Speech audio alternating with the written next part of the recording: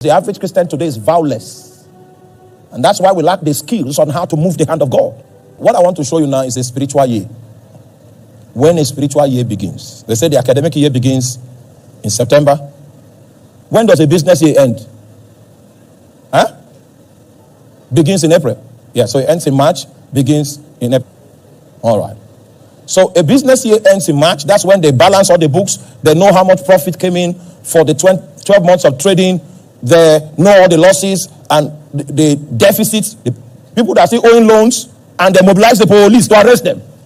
That's when they will know the level of deficit that is in the system. Because money will be going in, money will be coming out, bags of money will be coming in, they'll be counting money, and it will be difficult for you to know where you are. Until that cycle is accomplished, all accounts are balanced, then you know that, this loan that was collected has not been paid and all of that. They can now calculate their profit. All of that is supposed to end in March. So a new business year begins in April. That is what I researched, okay? Well, I need to show you how to begin a spiritual year.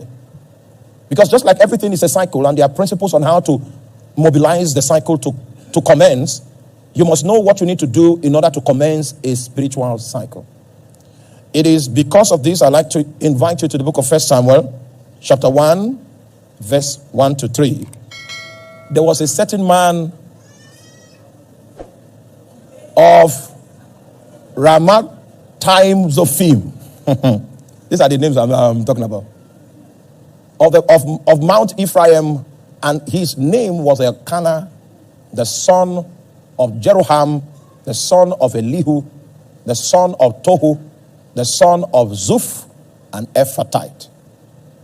And he had 2 wives, and the name of the one was Anna, and the name of the other Peninnah, and Peninnah had children, but Anna had no children.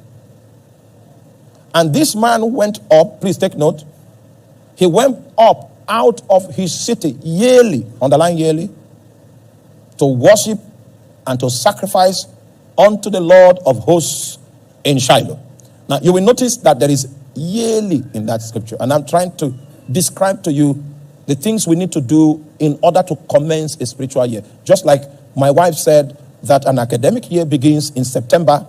So a spiritual year begins the moment you do this, which this guy does yearly. So what does he do yearly? He goes to worship. I hope I've told you that in order for you to accomplish worship, you must take one of the things that are due to God and you present it to him. That is worship. Notice that in this yearly worship, what he goes to present to God is what? It's a sacrifice. One of the things due to God, you must take it as you proceed to worship. Okay, go to verse 21, which is my emphasis, and that's where I'm going to stop for the night. 21. And the man Elkanah and all his house went to offer unto the Lord his yearly sacrifice and his vow. That yearly sacrifice there is first fruit. So he goes to commence his spiritual year by going to God with first fruit. The moment he has given first fruit, it means that he has reactivated the covering of God over his life for that year. That whereas others might die by Boko Haram, die by bomb, die by blight, he will not die by those. It is only when his days are accomplished that he can sleep with his fathers.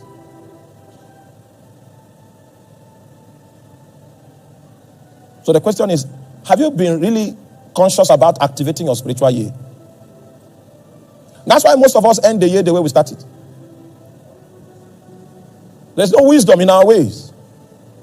He goes yearly with his sacrifice and his vow. That's how he goes to Shiloh. It's something deliberate. And he goes there not just with a sacrifice, he goes there with a vow. I don't have time to talk about vows. Because the average Christian today is vowless. And that's why we lack the skills on how to move the hand of God. You are confronted with the wall of Jericho. Something that is humanly impossible, something that is impregnable. There are skills that you can put to work that can move God's sovereign hand.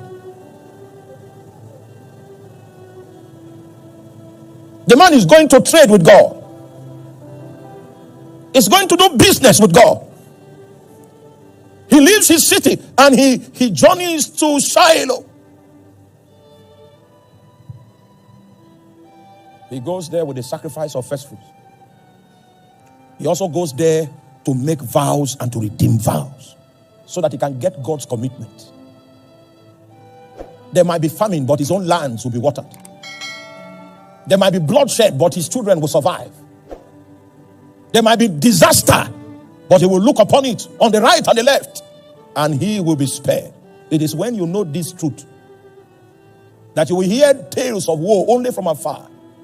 And it will be said concerning you, when they shall say there is a casting down, you will say, what? There is a lifting up.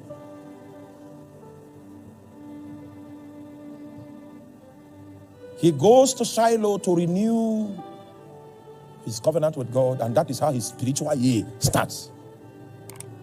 Jehovah Sabaoth becomes his backing.